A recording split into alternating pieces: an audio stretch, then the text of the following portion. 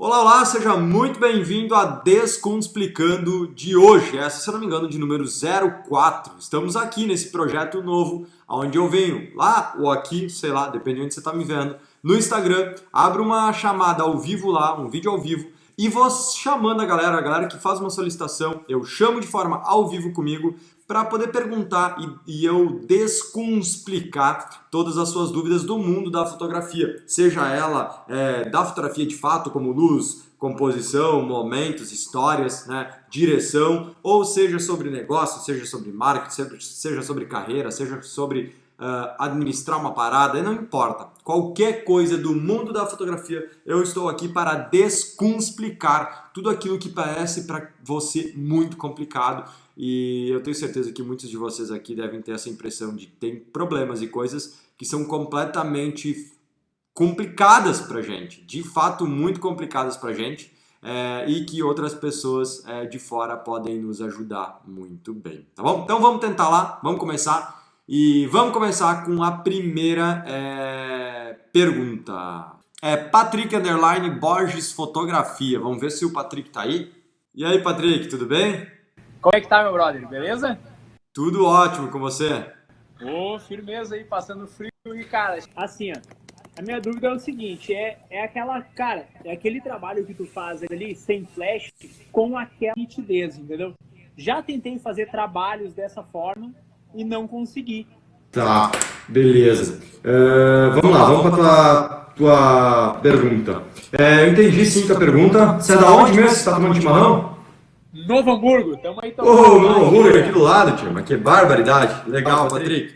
Vamos lá. Cara, seguinte, isso. Eu uso uma D750 e a nitidez eu acho que não tem nada a ver com isso, tá? A galera tem mania de trocar de equipamento porque não tá conseguindo fazer uma nitidez boa, troca de equipamento. Não tá conseguindo uma nitidez boa, troca de lente. Não tá conseguindo nitidez. E, cara, a galera faz de tudo menos o mais importante, que é o quê? Dominar a luz. E dominar a luz não quer dizer que é iluminar, né? E de novo, iluminar é diferente do que clarear. Eu já falei várias vezes aqui.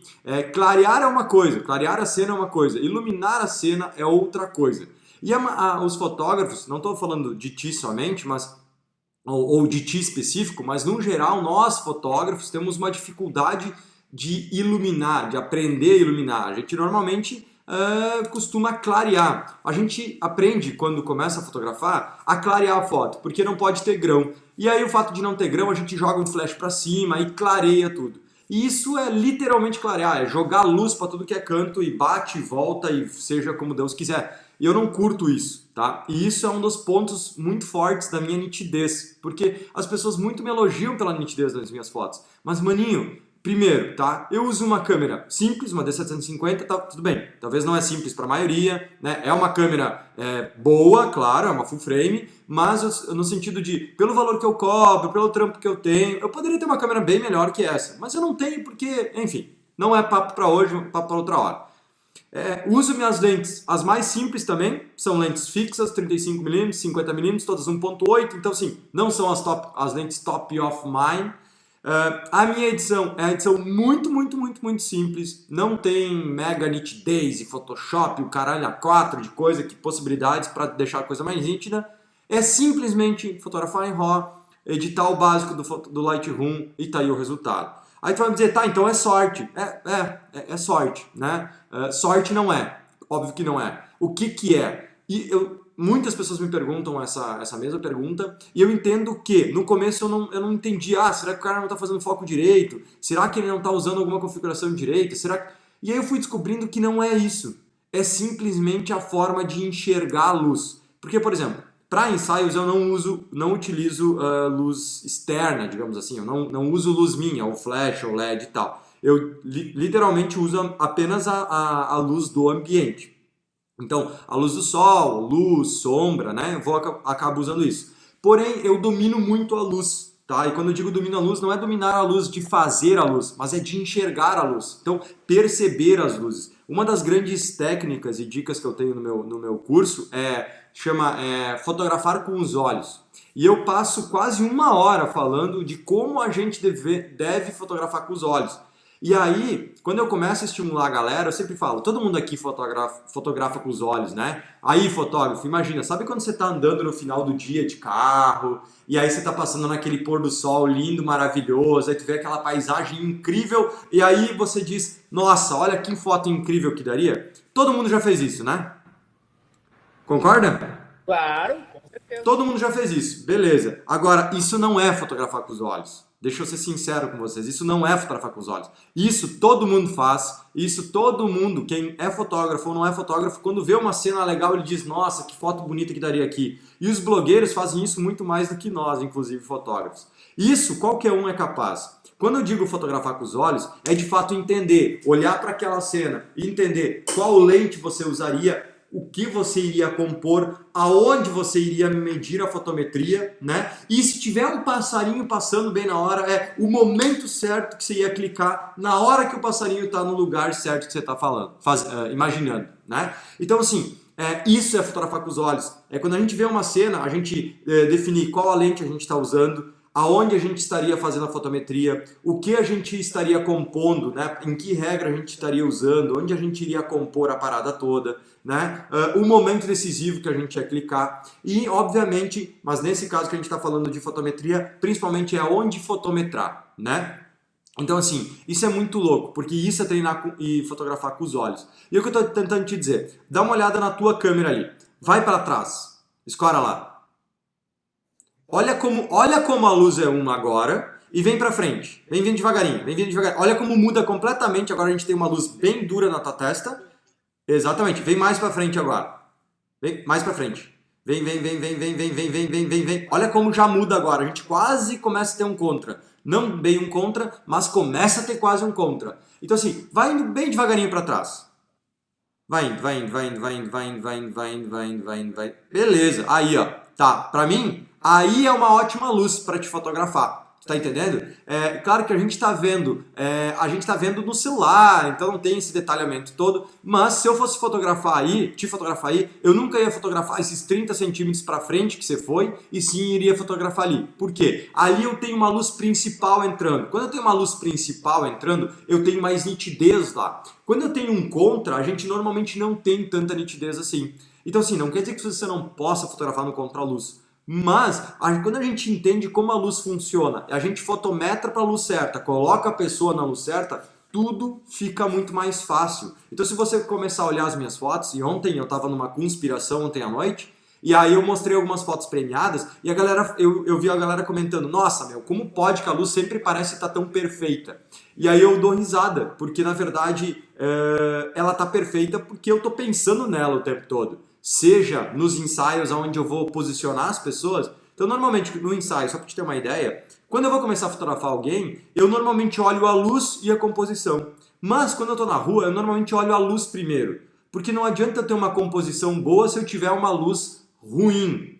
Então, eu procuro uma luz boa, e aí eu procuro uma luz boa, e quando eu acho essa luz boa, eu tento encaixar uma composição boa nesse momento. Aí só eu começo a fotografar e dirigir essa pessoa, tu tá entendendo? E as pessoas às vezes colocam as pessoas num lugar bonito, ou seja, não, aqui é bonito. Vai lá e coloca as pessoas num lugar bonito, mas a luz tá ruim, né? E isso aconteceu e eu tive que aprender na marra, porque quando eu comecei a dirigir, né, em fotografar, a minha mãe dirigia. E a minha mãe tinha ideias e falava assim, vamos fazer uma foto ali. E aí, só que a minha mãe não entendia de fotografia, ela entende de pessoas, ela entende de direção e não de fotografia. E aí eu falava pra ela, mas mãe, aí não dá, aí a luz tá ruim. Como não dá? O lugar é tão bonito, né? Mas o lugar é bonito pro teu olho, mas a nossa câmera enxerga diferente do que o nosso olho enxerga. A nossa câmera enxerga bem menos pontos de luz do que o nosso olho enxerga. Então quando às vezes a gente olha para um lugar e ele tá bonito, não necessariamente essa luz é boa para a nossa câmera. Entende? Então isso nós temos que entender, como a nossa câmera enxerga, que é diferente do que o nosso olho enxerga. E aí eu precisava colocar essa pessoa numa luz boa e aí as coisas funcionavam. Então assim, primeiro, quando você for fotografar ensaios, procura primeiro uma boa luz, uma luz boa. Quando achou a luz boa, procura uma composição boa e aí você começa a dirigir. Só que tem um outro quesito, tu me perguntou também sobre os casamentos e os eventos. Nos eventos, boa parte deles eu uso sem nada também, exatamente igual. Porém, quando a gente vai para cerimônia, por exemplo, eu fotografo sem flash, mas não quer dizer que eu não ilumine. Tá aí a grande sacada que as pessoas não percebem. Eu sempre falo, eu não uso flash, mas eu não digo que eu não ilumino, eu só digo que eu não uso flash. Eu ilumino normalmente com LEDs na cerimônia, tanto que as pessoas nem percebem isso nas minhas fotos. E é esse o tipo de luz ideal para mim. É a luz que eu tenho uma luz boa e as pessoas não percebem que eu tenho uma luz boa, entendeu? Quando a gente tem aquela luz maravilhosa que dá para ver que é falsa, né? Tá tudo bem, são fotos bonitas, mas não é a luz ideal que eu curto, porque eu gosto quando as pessoas olham e dizem, nossa, olha meu, é tão natural, parece que simplesmente apontou a câmera e fez a foto. E é isso que eu gosto, é isso que eu gosto de ouvir das pessoas, um elogio é esse, não é, nossa, o Robson é criativo, olha que luz louca ele criou. Não, eu quero que as pessoas olhem para as minhas fotos e pareça fácil, pareça muito fácil de fazer, porque quando elas vão tentar fazer, essa coisa fácil não é tão fácil. E já dizia aquela parada, né? O alto grau a simplicidade é alto grau da sofisticação, algo assim. Ou seja, ser simples nos dias de hoje é muito difícil. Então, tá indo pra Sony, ou seja, deve ter uma puta câmera aí, deve ser a 7S, não sei. 7R2.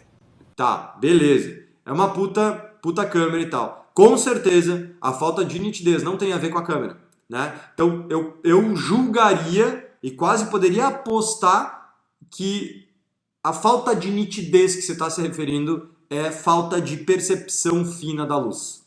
Então, se tu começar a prestar mais atenção, talvez isso te ajude muito. Se você for aqui, ó, se eu for fazer um stories aqui, ó, contra essa janela aqui, ó, eu vou ter um tipo de luz. Se eu fizer um stories a favor dessa janela, eu tenho outro tipo de luz. E se você acompanha meu Instagram, os meus stories, você vai ver que às vezes eu faço no contra e às vezes eu faço a favor da luz. E ali tu já vai ver a diferença de nitidez. E eu não estou editando nada, eu não estou fazendo nada, é com o meu próprio celular. Então assim, se tu testar com o próprio celular, você vai ver a diferença de nitidez que a luz causa nas nossas fotos.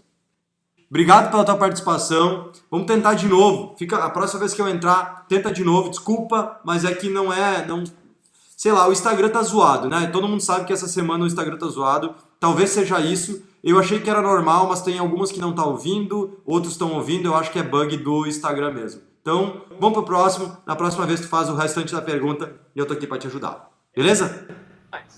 Bom dia. Valeu, irmão. Maninho, tamo junto. Vamos ver se com outra pessoa resolve. Vamos aceitar o Bruno Serafim. Vamos lá, seja bem-vindo, Bruno. Vamos ver se vai dar certo. E aí, Bruno? E aí, cara? Tudo bom? Tudo bom? Beleza, meu velho? Agora sim, temos um áudio bom aqui, ótimo. E aí, Bruno, fala da onde, mano? Sou do Juazeiro do Norte, Ceará. Ceará, muito bom. E aí, Bruno, o que você manda, velho? Qual a sua pergunta? Como é que você faz assim para agilizar o processo de seleção de fotos quando você fotografa um casamento? Porque eu acredito que você deve trazer muitas fotos para casa, né? A sua equipe toda traz muitas fotos. Eu acredito que você deve fazer alguma curadoria também, né? Mas como que funciona assim o tempo para o cliente vir, ele vem ver ou você manda digital? Porque às vezes tem gente que depois que casa, né, dá uma relaxada. O que é que você faz para ver se agiliza isso, para poder entregar logo o produto para o cliente, para não ficar meses ali naquela demora? Tem várias questões aí. Deixa eu entender bem a tua pergunta, tá? Porque senão eu vou ficar horas aqui falando, porque tua pergunta foi um pouco confusa. O que você quer saber? A minha curadoria ou a entrega para os noivos? Quanto tempo dura assim tudo? O que é que tu faz para tentar dar uma agilizada para entregar mais rápido isso para eles? Tá, entendi. Vamos lá. A minha média, tá, que eu falo para os clientes é de 2 a 3 semanas. Então, 2 a 3 semanas pós-casamento, eles vão receber todos os materiais, todo o material na mão deles, tá? A partir dali, eles têm duas opções. Ou eles escolhem as fotos que eles mais gostaram para a gente executar o álbum, né, fazer a diagramação e tal. Ou eles liberam para a gente fazer essa seleção, que é o que normalmente acontece. Obviamente que a gente tem um pronunciamento, tem um jeito de falar, tem uma forma de provar a importância para eles deixarem para a gente fazer isso. Então eu tento convencer eles para que a gente faça as escolhas das fotos, tá? Ou seja, quando a gente faça a escolha das fotos para o álbum, isso tende a acelerar o processo. Então, se está tudo certo, 2, 3 meses depois eles estão com o álbum em mãos. Mas, claro, tem gente que prefere fazer a escolha e tá tudo bem também. Se eles quiserem fazer a escolha, não tem problema nenhum. E essa aí, normalmente, às vezes demora um pouco mais, mas depende do casal. Então, a nossa média é de 2 a 6 meses para a entrega do álbum, tá? Então, vai depender muito do cliente. Agora, quando eu chego no material em casa, eu vou fotografar um casamento, chego em casa com uma média de 8 a 12 mil fotos, mais ou menos, tá? Essa é a nossa média, 8 a 12 mil fotos. Então, o que acontece? Caramba. A gente leva em torno de um dia para fazer a curadoria, um dia e meio, e mais 3 dias, mais ou menos, para fazer a edição desse material. Ou seja, em questão de 4 dias, baixando a cabeça e trabalhando, a gente tem todo o material finalizado, né? Claro, considerando isso, que no meio disso tem outras coisas para fazer, você tem que resolver uma coisinha aqui, você tem que finalizar um álbum lá, você tem que responder e-mail aqui, responder e-mail lá. Então, assim, essa é mais ou menos a nossa média, tá? Então, quando a gente pega o trabalho, na mesma semana a gente finaliza ele. Então, é mais ou menos essa a ideia. Bacana. Tá? Obrigado aí, cara. É isso, cara. E uma dica para te ajudar... Como? Diga aí. Uma dica Obrigado. Uma dica para te ajudar, maninho, é o seguinte. Não procrastina. Que é não sei quantos anos você tem. Eu tenho 29 anos já. Ah, 29. Você parece mais fotografia novinho. desde os 13 anos de idade. Meu pai era fotógrafo também. Legal, legal. Você parece mais novinho do que aparenta. Eu ia dizer que essa nova geração ela tem um grande problema de começar um trabalho e terminar o mesmo trabalho. A gente adora, e eu me incluo um pouco nisso, adora ficar indo de um galho pro outro, né? Começa uma coisa, daí vai para outro lado, daí vai para o outro, daí volta lá atrás, daí Fazer um monte de coisa ao mesmo tempo, né? Daí vai pro Instagram, daí volta pra seleção, daí dá uma editadinha, daí, né? Então, assim, isso atrapalha bastante. Então, minha dica, sei lá, primeiro, usa sistemas que te ajudem, tá? Ou seja, a gente chega em casa aqui, faz os backups e faz a primeira seleção no Photo Mechanic, né? Ou seja, não precisa renderizar, não precisa fazer nada. Então, é muito rápido. Usa o Photo Mechanic, faz a seleção, depois apenas importa as fotos que vão ser editadas, né? Então as fotos, a gente importa no Lightroom apenas as 800, 1000 fotos que vão ser as fotos editadas para o cliente. Então a gente sabe isso, então agiliza o processo. E cara, começou a seleção, não para mais. Começou, não para até terminar. Ah, mas tem que ir no banheiro.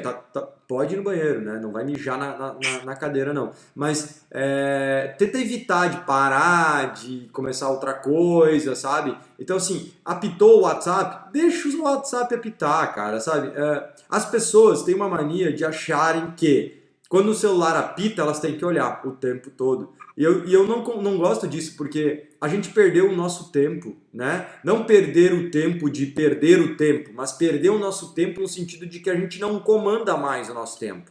E eu não gosto disso. Eu gosto de responder as coisas no meu tempo. Tudo bem, tem coisas que tem que ser feito na hora, com urgência, mas, no geral, os grupos e coisa errada, eu não preciso olhar no tempo que as pessoas me mandam. Por exemplo, tem coisas que eu mando 10, 11 horas para as pessoas, né? Perguntas, ou se eu estou resolvendo alguma coisa. Se eu acordo cedo, né? Que eu tenho acordado cedo, às vezes 6, 6 e meia eu estou mandando WhatsApp para a galera. E eu não quero que essa pessoa me responda naquele horário. Eu mando no meu horário e ela responde no horário dela, entende? E isso eu acho que é o mais saudável. Só que o que está acontecendo? As pessoas estão nos mandando mensagem nos horários delas, e a gente está achando que tem que responder também na hora, no horário delas. E eu não acho que isso é certo. Se eu começo a trabalhar às X horas, eu vou responder nas X horas. E se a pessoa não tem tempo para me aguardar, ela vai ter que me ligar. Se é urgente, ela vai ter que me ligar. Então, assim, ali eu vejo que muita gente perde tempo, sabe? Você tá lá editando, você tá lá selecionando, toca o celular, né? Dá pings do WhatsApp. Aí você vai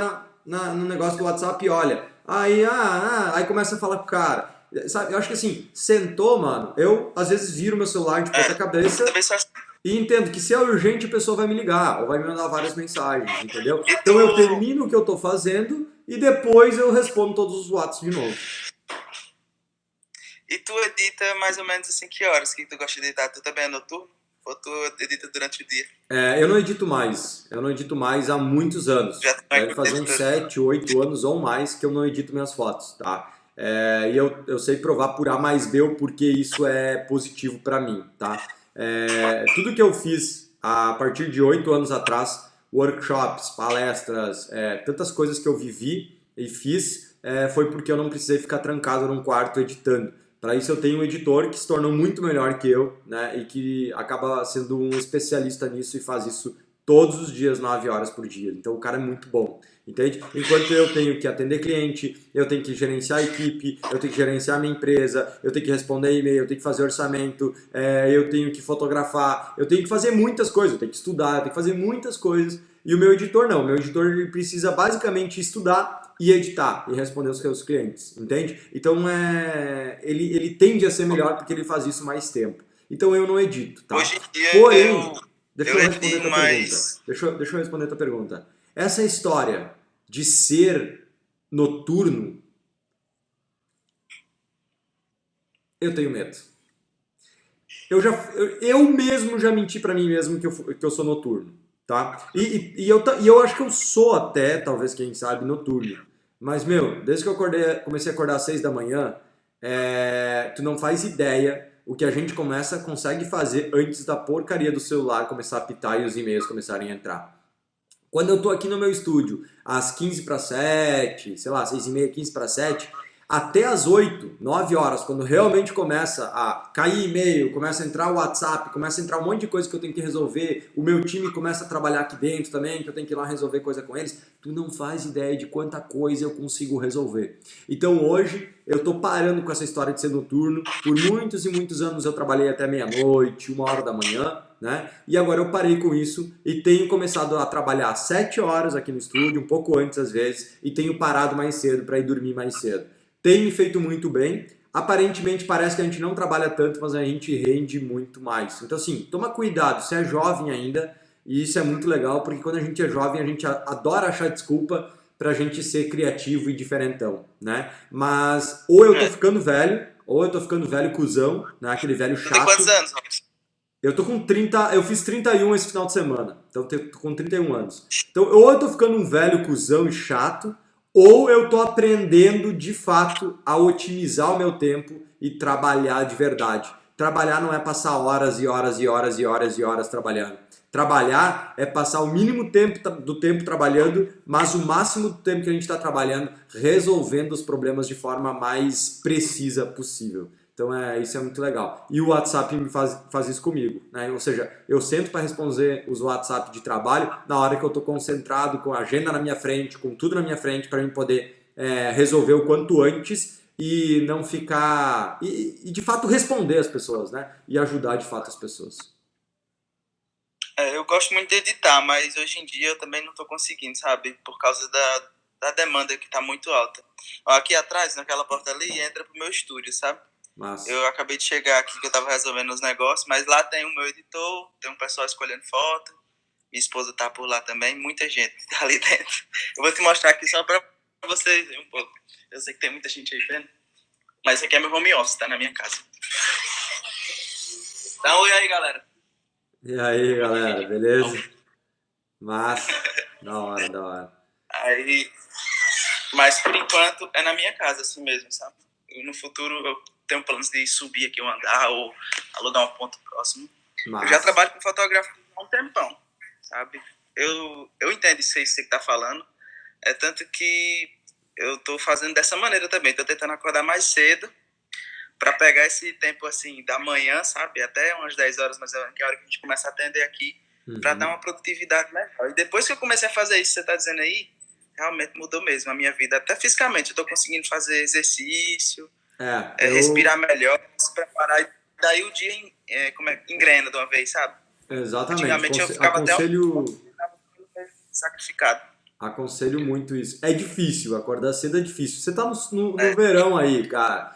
Acordar que nem hoje, com 3 graus, com 2 graus, acordar, sair da cama, vou te dizer que é mais difícil, mas não é impossível. Não é só por isso que a gente vai deixar de fazer. Mas no verão é um pouco mais fácil. Então, velho, é isso, faz parte. A Adriana comentou aqui, acordar mais cedo é tudo de bom. Eu não acho que é tudo de bom, eu acho que é horrível acordar cedo, mas me torna um cara mais ruim, produtivo. mas Eu adoraria ficar dormindo, mas como a vida não é só dormir, como eu tenho muitas coisas para fazer e muitas coisas para fazer na minha vida ainda que eu quero fazer, então eu acordo cedo para começar a fazer elas. Beleza? Sim, Robson, só mais uma coisa. Um dia, planeja aí, cara, vim aqui pelo Nordeste, por Fortaleza. Então, Quem sabe a maninho, gente não se vê aí em Portugal. eu não sei quanto tempo você me acompanha já, mas eu já rodei o Brasil todo, tá? Faltam alguns poucos estados do norte. Já tive várias vezes aí e uma cara de tempo já que eu viajei pra caramba. Hoje em dia a nossa meta é viajar menos, então a minha meta é viajar cada dia menos, cada ano menos. E esse ano, de fato, a gente não vai fazer nenhuma edição fora do meu estúdio de workshop. Nenhuma, tá? Foi uma regra que a gente criou no começo do ano e a gente não vai. Eu vou viajar algumas vezes para palestrar, semana que vem tô indo para o Rio e mesmo assim ainda tenho viajado bastante. Mas a gente tem feito o Poder da Autoria online e tem dado muito resultado, muito mesmo. E então a gente tem focado cada dia mais no online. Então, se você quiser participar do meu curso online, a gente vai ter a Semana da Autoria daqui uns dias e depois você cola na turma completa. Pois obrigado, Robson. Um abraço aí, cara. Até mais, viu? Valeu. Tamo junto, maninho. É nóis. Valeu. Bora, vamos responder mais uma? Pode ser? Mais uma e aí vai ser massa. Faz a sua solicitação aí. Vamos cair. Caiu uma solicitação aqui. Deixa eu visualizar aqui. Teixeira! Ai, meu Deus! Eu conheço esse moleque. Solicitou, vamos aceitar. Oh! Eita! E aí, moleque? Eita, saudade de você, rapaz. Como é que estão, maninho? Beleza? Tá bom, graças a Deus, tá bem. Tá melhorando cada dia mais. Que legal. Teixeira eu conheço no curso online, foi um dos poderosos, fez o meu curso completo online, né? E depois teve aqui... A melhor coisa da minha vida, viu? Olha que massa. E depois teve aqui Eu conheci o curso online, Robson, e eu assisti, e depois eu fui fazer lá em Palmas, a capital daqui, fora da zona de conforto com o Ney. Foi onde o Ney me convenceu a ir pro Perseguindo, sabe? Cara, não tenho nem o que falar. Mudou muito a minha vida. Mudou muito a minha vida. E aí, faça a pergunta aí, mano. Robson, as pessoas têm passado por algumas dificuldades aqui no meu estado, dizendo que a fotografia está saturada, não dá mais dinheiro, não dá mais para correr. E eu tenho passado, na verdade, o contrário disso, né? O contrário disso, porque realmente a gente tem enxergado a fotografia de outra forma. Foi o que eu aprendi no Perseguindo Fotografias Verdadeiras, né? Qual seria, sabe, tipo, tem uma regra para isso? Encarar isso de uma forma diferente? Vamos lá. Cara, total. Essa história de meu estado, essa história de minha cidade, essa história de minha região, tá ruim? Cara, tá ruim pra todo mundo e tá bom pra todo o Brasil também, tá? Pra quem tá ruim, pra quem tá bom e não importa onde ele mora. Eu acho que aonde a gente mora pouco influencia. Talvez influencie um pouco, sim, mas não é o que mais influencia, não. O que mais influencia é o que a gente está fazendo de diferente, ou seja, o que a gente está fazendo de diferente da maioria, o que a gente está fazendo para conquistar alguma coisa. Então essa é a grande sacada. Então assim, eu bato muito na tecla, né, de se você quer cobrar mais, se você quer trabalhar mais, se você quer realmente evoluir, você vai ter que precisar fazer com que as pessoas te desejem, né? As pessoas tendem a pagar mais caro por aquilo que elas têm desejo, né? E como a gente se torna desejado? A gente se torna desejado se tornando uma referência onde a gente está, na nossa região, por exemplo. E como a gente se torna uma referência, Robson? Simples. Não que seja simples de fazer, mas é simples de buscar, que é fazer um trabalho diferente. Ou seja, ver a fotografia de forma diferente. Parar de fazer aquilo que todo mundo faz Porque o que acontece tem um cara que aparentemente está trabalhando, que aparentemente está indo bem, e aí o que todos os outros fazem? Eles começam a copiar esse cara. Não, porque esse cara está ganhando dinheiro, esse cara está fotografando um monte. E aí eles começam a copiar esse cara. Quando eles começam a copiar esse cara, não resolve, porque eles começam a ser só uma cópia mais barata daquele cara. Tu vai continuar cobrando pouco, vai continuar ganhando pouco, vai continuar sem ser desejado. Quando a gente quer ser desejado, quando a gente quer se tornar uma referência, a gente precisa fazer alguma coisa diferente. Mas, Robson, o que eu faço diferente? Eu não sei. Você vai ter que começar a arriscar, tá? No Poder da Autoria, eu dou toda a receitinha de bolo para começar a fazer isso, né? Primeiro, assumir o risco de fazer, assumir o risco de mostrar, aprender a mostrar, ter coragem, saber mostrar, enfrentar as críticas que vão aparecer, né? Saber dosar isso tudo, e aí aos pouquinhos a autoria, né? A nossa linguagem, nosso estilo de fotografia, ela começa a aparecer na nossa frente como um passe de mágica. É muito louco isso. Ela começa a aparecer, e aí se tu disser sim pra ela, dizer assim, cara, beleza, não, isso não tem ninguém fazendo isso, será que vai dar certo? Volta a história do medo de novo, né? Será que vai dar certo? Não tem ninguém fazendo isso lá. E aí, maninho, se você realmente acreditar naquilo e começar a fazer da forma que eu ensino, fazer certo, mostrar certo, acreditar isso, sabe? Fazer o passo a passo que a gente tem no curso, não tem como não dar certo.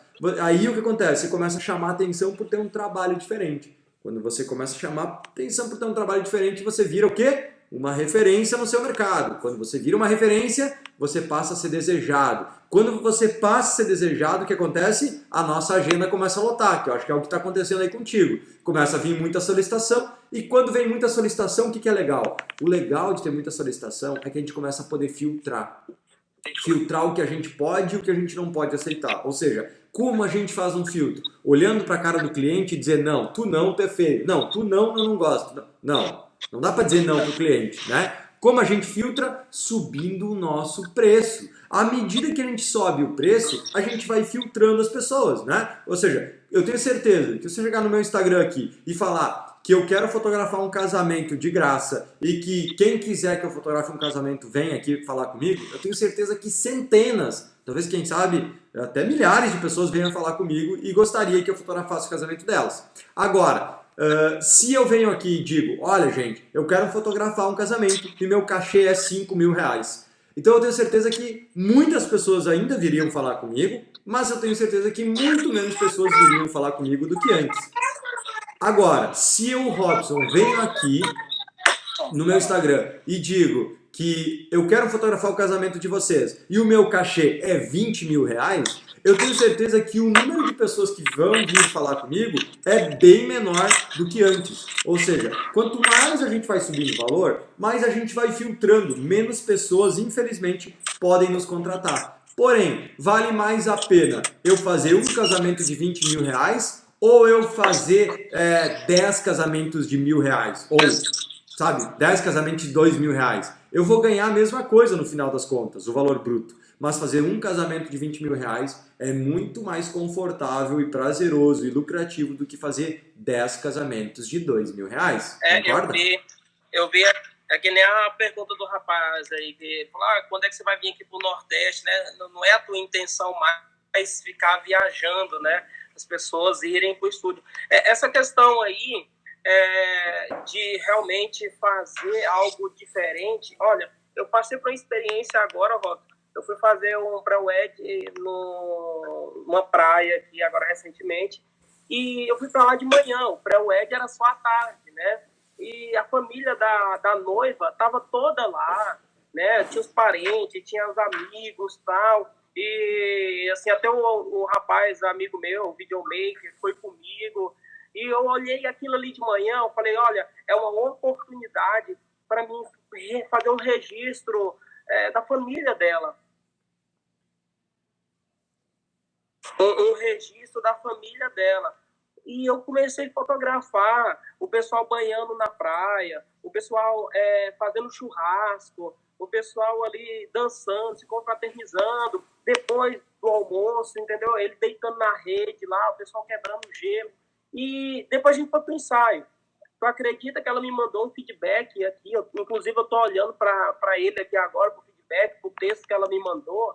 ela dizendo que os sorrisos, a gargalhada dos familiares dela, parece que ela escuta vendo as fotos. Legal. Cara, aquilo pra mim, eu falei, olha só, não era não fazia parte, entre aspas, do pré-wed dela, eram os familiares dela. Mas os familiares dela têm um valor especial para ela. Claro. E eu falei, ó, eu vou registrar isso. E quando eu mandei para ela, ela ficou doida quando viu. Que legal. Assim, o videomaker é muito amigo meu, e até comentando com ele agora há pouco, eu vi que ele ficou parado, sentado e curtindo ali o período da manhã que a gente não ia fazer nada. Pato. Né? Cara, olha como é simples fazer um trabalho diferente. Ela é simples. As pessoas às vezes ficam quebrando a cabeça, pensando e não passam a noite sem dormir, pensando, idealizando um projeto, uma ideia. Aí elas dizem não tem nada mais de novo para se criar no mercado, porque todo mundo já criou tudo e tal. Só que é o seguinte, cara, às vezes a gente não precisa pensar para fazer alguma coisa diferente. Sabe o que a gente precisa fazer para fazer uma coisa diferente? Fazer! Trabalhar um pouco mais, começar mais cedo, terminar um pouco mais tarde, fotografar um pouco mais, se dedicar um pouco mais, se entregar um pouco mais. E as pessoas não, elas não, às vezes não sabem que fazer diferente é muito mais simples do que elas imaginam. Então olha como foi simples. Você foi lá, você estava lá, você só fez algo a mais, você só começou a trabalhar antes, sabe? E aí tu já impactou essa pessoa de uma maneira muito positiva. Ou seja, a probabilidade dessa pessoa voltar a te contratar é muito grande. A probabilidade dessa mesma pessoa te indicar para várias outras pessoas é muito grande. Então, cara, na moral, se você apresenta um pré-wedding hoje de um dia todo de trabalho, talvez ele chama atenção, vai chamar atenção, mais pessoas vão querer. E como é um trabalho mais longo, mais pessoas querem, obviamente o valor dele também é maior. As pessoas têm um valor, uma percepção de valor maior. Então, mano, isso é muito louco. Então, eu acho que é simples fazer isso. Não é simples fazer o processo completo, tá? Por isso que eu venho aqui e digo, cara, é simples, vai lá e faz e tal. Só que tem um processo que você precisa seguir, né? Tem que entender a importância de fazer, assumir o risco de fazer. Só que não adianta você fazer se não mostrar. Tem que mostrar. Mas não adianta mostrar como a maioria mostra. A gente tem que saber mostrar o nosso trabalho, né? Saber mostrar da forma certa, do jeito certo, para as pessoas certas, né? Depois disso tem que começar a curar melhor o trabalho, tem que começar a acreditar mais nele. Aí quando a gente começar a mostrar coisa diferente no mercado, a gente vai receber as críticas e aí derruba muita gente volta a fazer aquele feijão com arroz que fazia antes porque não suporta receber crítica, mas aí lá no curso eu ensino como é importante receber crítica e o ponto positivo da crítica. Enfim, tá? Aí tem todo o caminho para chegar nesse lugar. Eu tenho uma pergunta importante, que eu acho que talvez seja uma pergunta para muitas pessoas também. Fale. As pessoas, quando chegam no meu escritório, eu gosto de enfatizar a forma com que eu trabalho, né? Olha, eu trabalho dessa forma, eu entendo a história da pessoa ali, a gente tem um diálogo, uma conversa, eles falam um pouco deles para mim, eu dou um pouco de mim para eles. Isso eu aprendi no Perseguindo Fotografias Verdadeiras.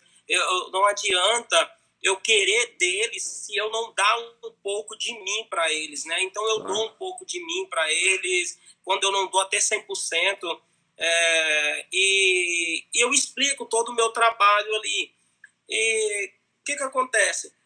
As pessoas, eu deixo bem claro, eu faço esse tipo de trabalho. Vocês gostam desse tipo de trabalho? É isso que vocês estão querendo? É isso que vocês estão buscando? Ah, não, Teixeira, é isso mesmo que a gente quer. Aí, não, Teixeira, a gente quer algo mais ousado, a gente quer algo mais parecido com o que todo mundo faz. E aí? O que eu faço? Entendi. Ótima pergunta. Eu, Robson, tenho uma outra forma de fazer. É parecido, mas entre as linhas muda todo o jogo, tá? Entre as linhas. Eu faço muito parecido com o que você faz, né? Talvez não por acaso, né? Mas no meio do caminho as coisas são um pouquinho diferentes. Quando eu apresento meu trabalho, eu não apresento ele e tal, e no final digo assim, é isso que vocês querem? É isso que eu faço, é isso que vocês querem? Eu não falo essa pergunta de forma literal para eles. Por quê? Eu não estou ali apresentando meu trabalho como uma opção deles quererem ou não. Eu estou ali provando que é isso que eu faço, mas não porque é uma escolha minha. Eu estou fazendo isso porque eu acredito naquilo e aquilo é o que existe de melhor. E eu não estou mentindo, porque na minha cabeça é o que existe de melhor. Se não fosse, na minha cabeça, não fosse o que existe de melhor, eu não estaria vendendo, eu estaria buscando melhorar aquilo. Então assim, eu acredito que o que eu vendo para as pessoas é o que existe de melhor no meu entendimento de fotografia. Então eu não pergunto isso para eles, eu faço eles entenderem que isso é o melhor, isso é o certo. Essa é a parada, é isso que vocês precisam ter, é isso que vocês querem, é isso que vocês vão se orgulhar ter depois. Claro, não vou falar dessa forma, mas vou botar isso na cabeça deles e eu não preciso perguntar para eles. Eles vão me dizer, cara, é isso mesmo que eu quero, é isso mesmo que eu quero. Agora me diz uma coisa, Robson, você faz umas fotos posadas de família também? Claro, Joãozinho e Mariazinha, óbvio, eu acho inclusive que quando eu casar, porque eu não casei, né? Quando eu casar, eu quero ter muito uma foto de família. Inclusive, com certeza eu preciso ter fotos de família. Eu e a Diana, quando casarmos, eu irei fazer foto com a minha família. Inclusive, talvez, quem sabe, eu irei fazer foto com todos os convidados. Porque eu acho isso muito importante. Então, você aí, Joãozinho e Mariazinha, que são os noivos que eu estou conversando, se vocês quiserem fazer as fotos de família, e vocês não quiserem fazer as fotos de família, eu vou meio que... Cara, a gente vai investir 5 minutos porque a gente vai fazer essas fotos de famílias. E se vocês quiserem fazer as fotos de convidado, tá tudo bem também. A gente faz. Isso a gente vai perder meia hora, talvez, quem sabe. Mas depois a gente vai ter o tempo todo livre. E antes desse momento, o tempo todo livre para fotografar as coisas da forma mais sincera, mais espontânea possível, que é contar as histórias realmente como elas acontecem. Então, cara, eu acho que você está fazendo muito perto daquilo que é o correto. Porém, você não pode chegar lá e dizer assim, ó, eu faço isso, e aí, é isso que vocês querem? Você não pode dar essa opção para eles. Durante a sua fala, você tem que botar na cabeça deles que é isso que eles precisam. Agora, não quer dizer que se ela não quiser, mas eu quero isso aqui, Robson, tem como fazer? Se você faz, claro, vai dizer sim, eu faço, tá tudo bem. E quando eu começo a falar, eu digo que eu sou um contador de histórias e tal, e elas chegam por conta disso, por conta das minhas fotos espontâneas, mas eu sempre deixo muito claro que existe um equilíbrio ali no meio, tá? Existe um equilíbrio ali no meio. Por quê? Porque fotos de família são importantes. Talvez não agora, mas daqui 5 anos vão ser muito importantes. Daqui 10 anos, quando a família não mais vai estar completa, vai ser muito importante. Daqui, sei lá quantos anos, quando o cabelo da galera não é mais o mesmo, quando a barriguinha de tanquinho da galera não é mais o mesmo, sabe? Essas coisas. A vida muda, com a vida o corpo muda, sabe? Tudo muda. Então é importante essas fotos também. Então eu deixo isso claro bem no começo. Então eu já mato o que a gente chama de objeções. Eu mato essas objeções já antes deles terem essa objeção. Antes dela me perguntar se eles vão ter fotos da família, por exemplo, eu já falo para eles que a gente vai perder alguns 5, 10 minutos para fazer isso de forma muito bem feita. Mas é isso, o restante do trabalho vai ser de forma muito natural e espontânea. Eu passei, Robson, eu não sei qual que é o teu tempo aí, mas enfim, eu passei por uma situação agora recentemente que veio um determinado cliente e falou, olha, eu não gosto de foto pousada, eu não gosto desse tradicional. E eu falei, bate aqui, é nóis, né? E beleza, conversei, expliquei como é que funciona o nosso trabalho e passei o orçamento direitinho, a cliente saiu, falou, não, beleza, é isso mesmo que eu quero, tal. Só que olha o que acontece, ela me mandou uma mensagem dizendo assim, ficou muito acima do que a gente estava pretendendo investir. Aí o que acontece? Olha o que vem no pensamento da gente, né? Eu sobrevivo de fotografia, né? Não tenho outro emprego a não ser fotografia. Então, assim, o que acontece?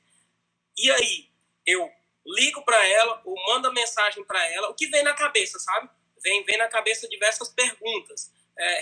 Eu ligo, eu mando a mensagem para ela dizendo, não, vamos negociar, eu vou baixar o preço um pouquinho, tá? Mas se você gostou, vamos fechar. Ou o que vem na cabeça, né? Do lado ou do lado aqui, né? Dizendo assim, não, liga para ela, baixa o preço um pouquinho. Aí o outro vem aqui dizendo assim, não, esse é o valor do seu trabalho. Se ela quiser realmente contratar, é esse o valor. E aí?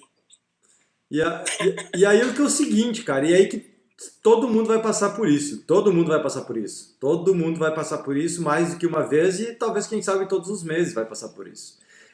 E eu também passo por isso, tá? E qual é o problema? Eu acho que não é nem o que o anjinho tá falando e também não é nem o que o diabinho tá falando. Existe um equilíbrio ali que é o Robson pensando, né? O que eu tô tentando te dizer? Simplesmente o seguinte, quando a pessoa faz isso, tem algumas coisas, algumas métricas importantes pra gente considerar. Vamos lá, pega essa, tá? Uma das métricas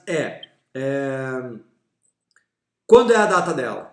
Qual é a data dela? Porque o que acontece? Se é uma data muito concorrida, se é uma data muito nobre, a probabilidade de eu correr atrás dela é menor. Se a data dela é, sei lá, em junho, julho, agosto, que aqui no sul, pelo menos, é baixa temporada, o meu interesse por fechar com ela é maior, porque eu sei que a probabilidade de ter outro cliente solicitando essa mesma data é menor.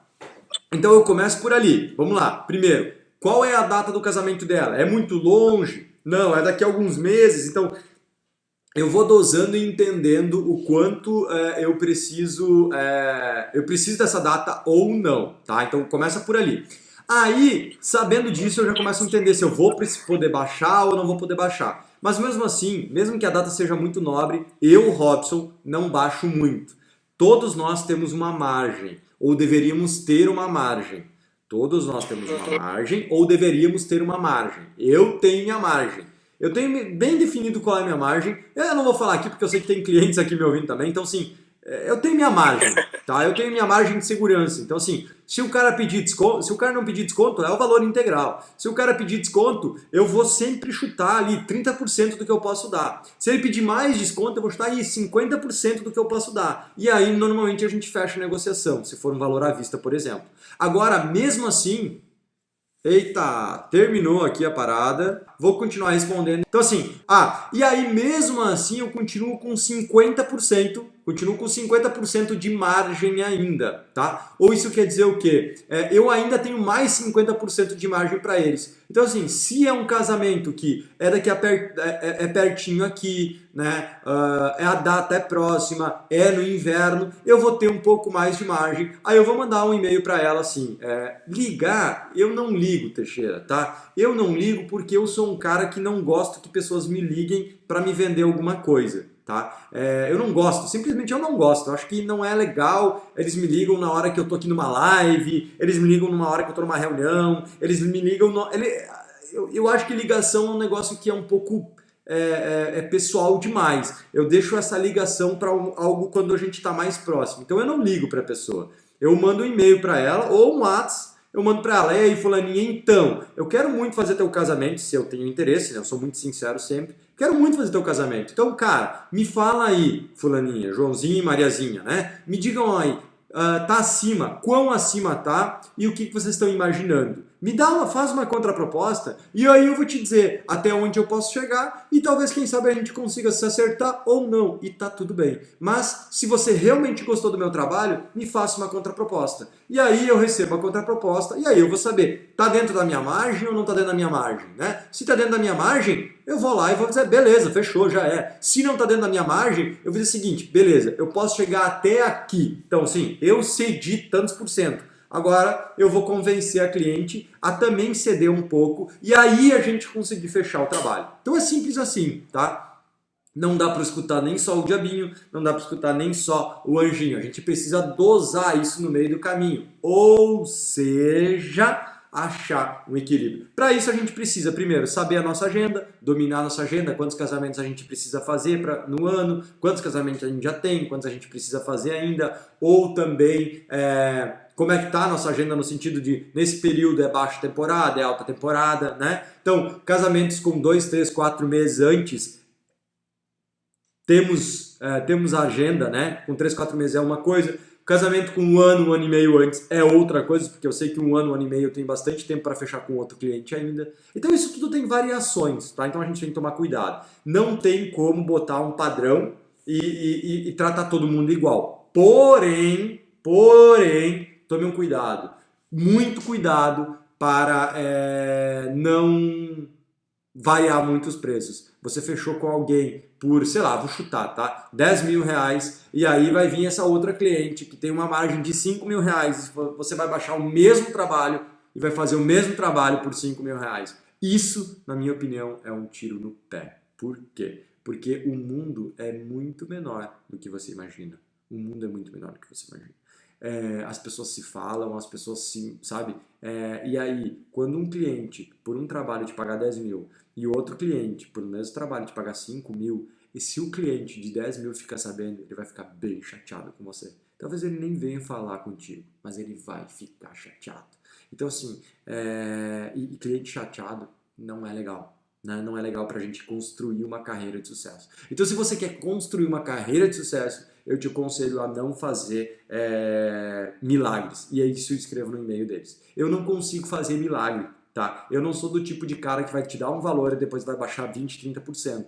Porque quando eu atendo, quando uma empresa me atende e baixa 20%, 30%, eu olho no fundo dos olhos dele e digo, você é um baita de um filho da puta. Porque se eu não tivesse pedido desconto, eu ia pagar 20%, 30% um valor a mais pelo trabalho que não vale esse valor. Porque se valesse esse mesmo, esse valor você não tinha me dado esse desconto tão grande. Então tomem cuidado, tá bom? Eu, Robson, tenho 13 anos de fotografia e quero, Deus, né, queira que me aposente fotografando, ou seja, fotografe muitos e muitos anos da minha vida. Eu pretendo estar aqui como fotógrafo muitos e muitos anos da minha vida. Eu já tenho mais de 600 casamentos na carreira, mais de 2.000 ensaios na carreira e assim, pretendo continuar. Ou seja, eu, Robson, quero construir uma carreira de sucesso assim como eu já construí, mas quero manter essa carreira de sucesso. Se você aí quer montar uma carreira de sucesso para você, eu lhe aconselho de verdade tomar cuidado com isso.